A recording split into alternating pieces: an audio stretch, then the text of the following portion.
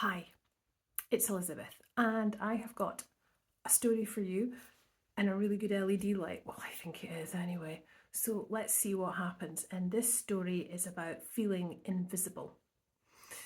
So today I went and got my makeup done at Charlotte Tilbury at the new store in Glasgow. Ta-da! And it was wonderful to be back where it all started for me with my menopause journey of when I was 48.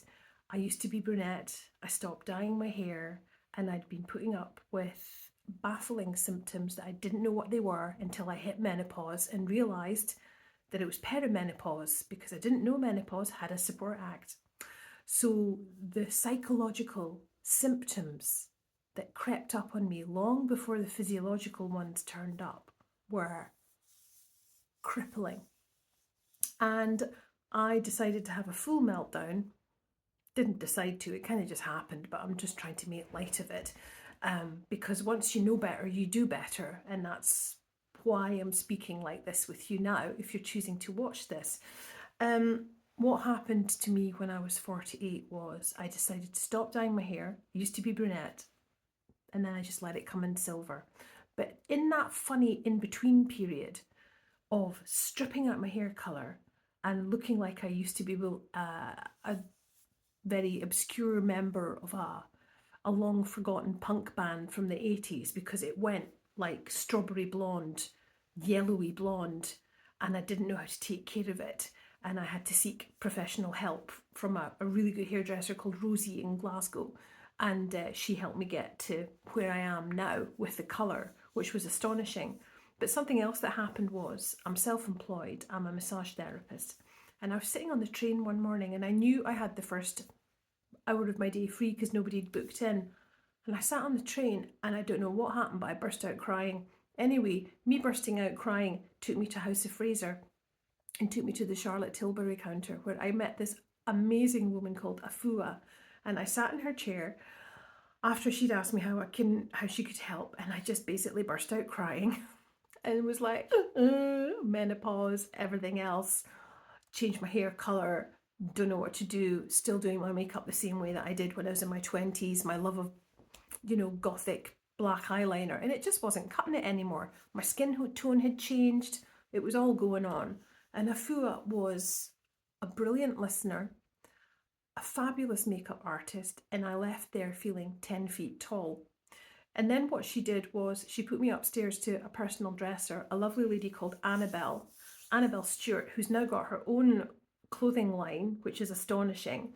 But she was the first shopping appointment that I had, and she helped me choose out shapes that I'd never tried before, with a change of the hair colour, going for dual colours, although I'm a bit latte today, but I quite like it.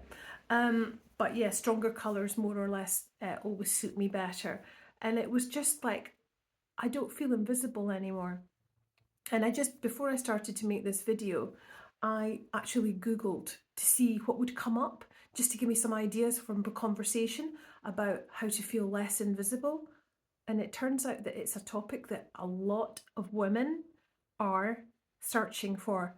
The ones that I saw were how not to feel invisible in the workplace, how not to feel invisible when you hit 55, and it's all going on about, being a lot happier in yourself, having more confidence, healing possibly what's happened in the past. I'm not going to talk about it in this video. That's not my job.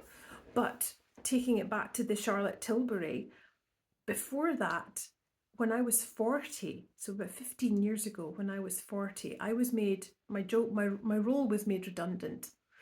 And I was 40 years old, and career change. But before I decided to become self-employed and do what I'm doing now as a massage therapist, which honestly is the job I should have always been doing, I was going for human resource roles, and I was getting turned down for every single one of them, including working in a call centre, because the people that I was being interviewed were all 20-something and a lot younger. And it was then at 40 that I started to feel, wow, I'm really not relevant. So the conversation has changed now, But I'm 55 and sometimes I still feel that I'm struggling to be heard or have an opinion or, be considered.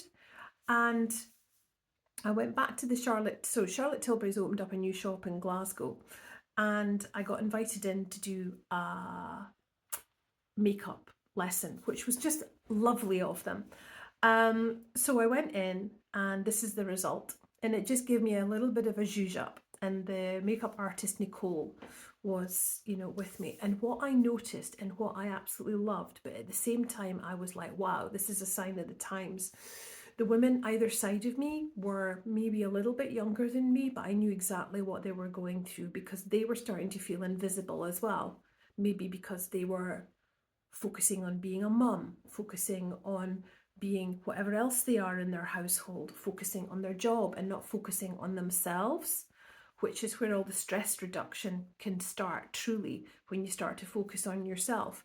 So this is a big thank you to Charlotte Tilbury again for showing me how to still feel youthful in my 50s, which is, I'm very grateful to grow old. It's a privilege. But I just thought it was so important to get that message out there that if you are starting to feel invisible, I'm not saying that makeup is where you start, but start with yourself instead of putting all your attention on everything else. Instead of focusing on your job, instead of focusing on your house, instead of focusing on your partner, or focusing on being a great mother, or maybe you're an unpaid carer, and that is a really difficult role to be in as well. But there are loads of situations where women my age just don't feel seen and heard. And that is where the psychological impact of menopause can really kick you in the butt. So I'm not saying that the first thing that you should do should be to make an appointment with a makeup artist, but it's not exactly the worst thing you could do to sort of like, right, okay, so my eyebrows are starting to disappear. How can I bring them back? Okay, they're not invisible anymore. Right, okay, I'm buying a cheap mascara. What would happen if I just maybe made a little bit more of an investment, if I could, in buying a better one that's going to really help my lashes grow and, nourish them at the same time, etc. All those things about yourself that you're feeling not confident about. People like me and people like the Charlotte Tilbury assistants and the Vive makeup artists, because in Glasgow everybody knows everybody. It's astonishing. Think about where you can start. And if there's anything that I can help you with, please reach out in the comments and let me know what area of life you're feeling invisible in, if at all. And if there's any suggestions that I could possibly give you to signpost what we're doing. And something else I've really noticed about myself, being a massage therapist, I don't normally get my nails done. And I'm starting to chat an awful lot like this using my hands. So do you know what I mean? This is the tools of my trade. Thank you, Sasha. She's my friend that did the nails. I hope you've enjoyed this video. I hope it's been useful. I do realise that I just sit down and go bleh and talk, but it's a really valuable lesson in going, wow, that's me. I feel like that. I feel like that because I've changed my hair colour. I feel like that because I got overlooked for promotion. I feel like that because I've got all this experience and I know the answer to that problem in my job, but why is nobody asking me to do it? So get in touch and let me know if this feels relevant to you, and let's see if we can start a mini revolution. Why not? Thanks for watching. As usual, please hit subscribe if you found this useful, because it makes my website and my YouTube channel easier for people to find. But please hit subscribe. It would be amazing, and it's free to do. And also share this with anyone that you feel it would be relevant for. Take care. Thanks for watching. Bye.